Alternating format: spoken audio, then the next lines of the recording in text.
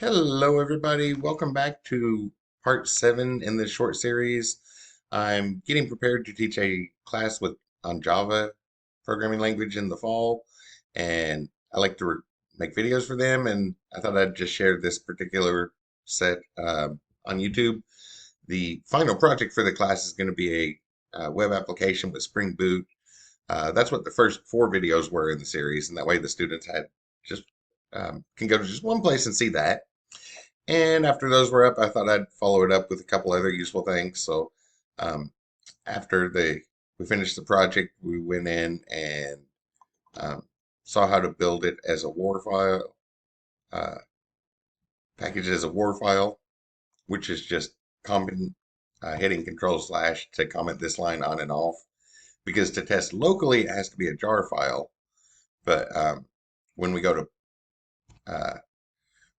uh, this project included JSP pages, so when we go to publish, uh, go to release a standalone version, it has to be a WAR version for the JSP to work. So that was in some previous videos. We saw that. And then in the most recent video, we created a Docker image for it. Let's look at that real quick. If I open File Explorer, go to where this is stored at, and put the Docker file right here, which IDEs like to rearrange the file structure on projects. So it's kind of, I'm not sure where the IDE put that at. So I'm just going to go here and open the Sublime text editor with the current directory. So there's our Docker file. Uh, Not much going on with this one. A nice short one because everything is packaged into the WAR file. So just create a virtual machine with Oracle or the Java JDK installed. Set up a directory on that virtual machine to work on. Copy this file from the local one, so that build after our project's finished, to current directory on the virtual machine, and then run the instruction java-jar eats to actually run it in a Docker container. So we saw all that in the previous video, which that's the standard way to release it these days. And then that we would just spin up a server on the cloud somewhere and stick Docker on there and then launch the application from there. That's the standard way to do it. But for this video, I thought I'd take it one step further and go ahead and set this up on a CI/CD pipeline so that anytime we make a change to our project, uh, it'll automatically um, it'll automatically push out the latest version. That's kind of nice. And setting a CI/CD build for that WAR file is a little tricky. It's not difficult. There's just a lot of steps, and uh, every time there's an error message, it tells you exactly which library from the Maven repository is missing. So you just keep hitting error messages and adding in the library that it says is missing until it's finished. So not a complicated thing, but I thought I'd um, just do a basic one since we already have this built and ready to publish as Docker. I'll just do the CI/CD for the pushing out the Docker image uh, anytime there's a change to the repository. So to do that, well, we need this project to be a repository. So we could just use the Git built into the IDE. Every IDE is going to have Git integration. If not, it really shouldn't be called an IDE. I'm just going to do it directly in PowerShell. So if I go back over to File Explorer, which I should have just left open, or should have closed, so that I know from memory which hotkey opens it. So go in here, and I'll just when I created the package, I had the gitignore file already for the Maven stuff. That just comes with every Maven project. I'll go ahead and turn this into a Git repository. I'll open PowerShell. Nothing too fancy here. Git uh, initialize the current thing as a repository. Yeah.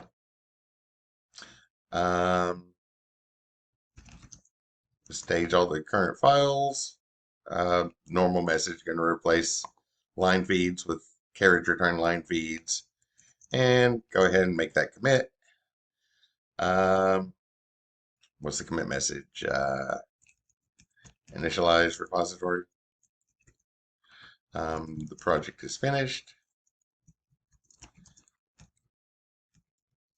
Just moving to GitHub for a CI/CD pipeline to publish the Docker file,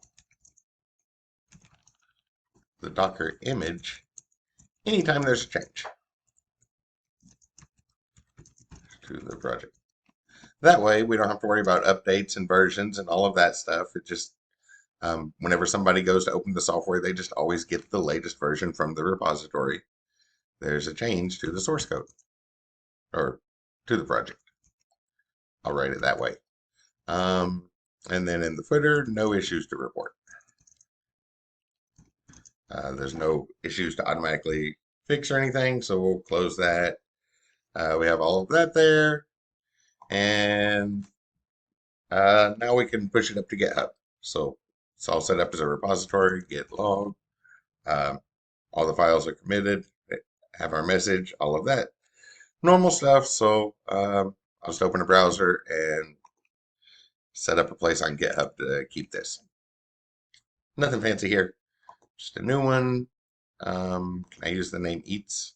Oh, I'm not sure what button I just bumped there, but Eats, that'll work. And I'm going to do a complete blank one so I can just push it up here. Copy this. And I got to go back to PowerShell, which I have to pause the video so it doesn't mess up when I do this. Though the video recorder I used did just update, so maybe it won't do it, but I'm going to pause anyway. I'll check that later. Okay, back to PowerShell. For the last couple months, anytime I go down and try to click on something in the taskbar, it messes up this video recorder, this screen capture thing I've been using lately. Not sure why that happens. Hopefully that latest update fixed it, though. It didn't used to do that. But I have that. So git remote at origin and paste in that. Git push origin on the main branch.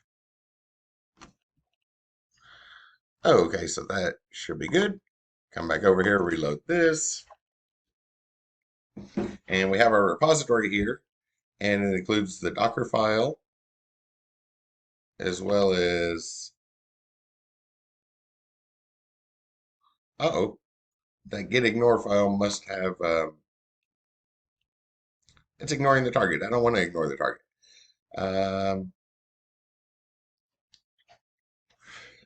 I'll go back to Sublime to do that. So this target file actually has our build. So if we go over to the text editor here, Sublime with current directory, and open up the gitignore file. I do not want to ignore the target. You know what? I'm just going to delete it all. There we go. That's fine. That'll work. Jump back over to PowerShell. I use Terminix and Sublime so that I can just have the direct PowerShell. So now stage any changes. Make a commit. Empty gitignore file.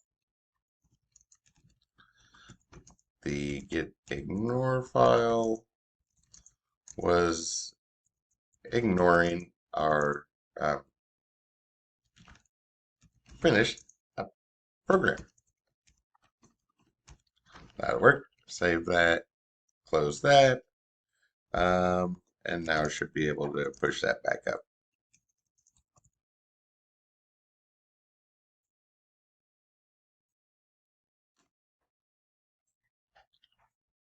We're just going really, really slow. We don't need to watch that meter run, so I'm going to pause the video while that uploads.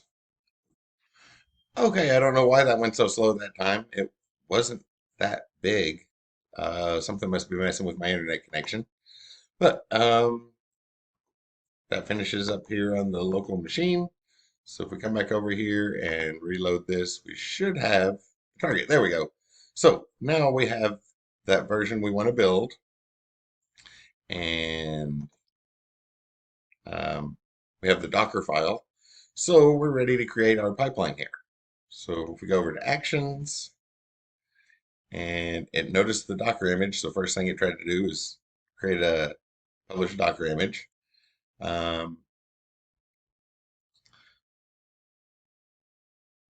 Publish Docker package with Maven. It also noticed it's a Maven project. And what was the one I wanted to hear?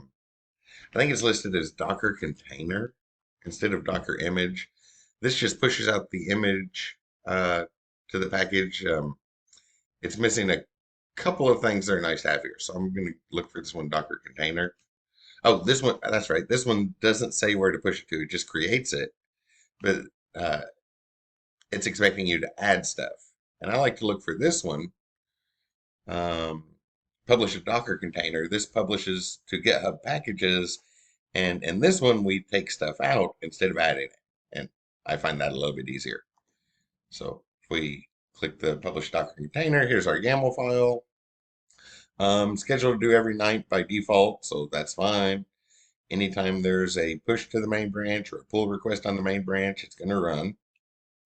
Sets up the environment, use the latest version of Ubuntu for the runner, read write permissions, a whole bunch of things. Check out the code. And then this part we actually don't need. This signs it with some nice secure encryption signature, digital signature thing, which is important in the long run. But I'm going to skip that because setting right now, GitHub only knows about the signature I use to sign into GitHub. So it puts the public key there, but GitHub still has the private key. So that doesn't it doesn't work with what it is now. We have to extend that. So I'm just going to leave that one there. The reason I like this one is if we go to the bottom, this very last section from line 84 on, that's where it actually signs it. So it won't hurt to install the signing software, and I'm going to take out the step where it actually signs it. And yeah, then it should be good. Looks like it's going to do at 3:33 every day, every afternoon. It'll push out a new image or push out a new version there. So we could probably take that out. Yeah, I'm going to go ahead and take out schedule. We don't need it coming out at 3:30 every day. This is just a demo thing. So anytime there's a change to the main branch, it's going to push out a new repository. And I'm going to skip the message here and just go ahead and commit those changes. Don't see any changes in code, but if we go over to actions, this should be building. Or, well, it looks like it's waiting on a runner. So I'm going to pause the video. We don't necessarily need to watch this wait on a server to open up availability. So it started running. If I go in here, it'll probably be finished, but it's building. Click on that, and we'll see it's already pushing out the image. Build and push image, extracting that. Oh, there's our Docker steps. So it's building the image, pushing all that, and should be almost finished. And then the rest of these are all cleanup. So as long as we don't hit an error message in this section, it should be good. Oh, there we go. So went to the cleanup section. It was created successfully. So if we come back to the home page, we'll now see there's something under packages. If we click here, there is the URL to pull out the latest version, which does kind of have a version number in it. But anytime we make, instead of that old versioning system where we push out updates and patches, anytime we make a change to the main branch of our repository, we get a new, it pushes out the new published version. So the user only ever sees that final version. So if I open PowerShell real quick, I can just do it right here. So paste that code in that it gave us. And pull the image. It recognized that this was built, that stuff was built on our machine, so it knew some of it already existed, but And this is whatever we give the user, like the little icon we give the user to double click, it's going to do this. So we don't have to worry about version 2.5 or 2.6 and all those patches and updates and new versions. It, the user always gets the latest version. That's what a continuous integration, continuous deployment pipeline's for. If we check the images, Docker images, we now have this one. This name's a mess to type into, so this is definitely one to put in a script and grab the second row in the array in the third column. I'm going to copy that, Docker run.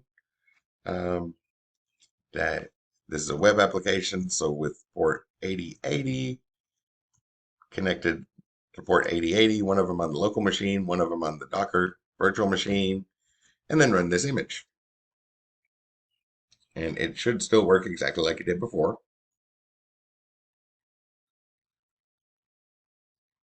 Yep, looks like it's still running. So if I come over to the browser and check localhost port 8080, we see the application still works exactly like it did.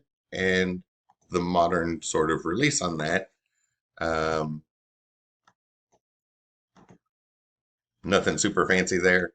Hopefully that looked familiar. I wasn't going through the steps. Maybe I'll make a video tutorial detailing what all those things are.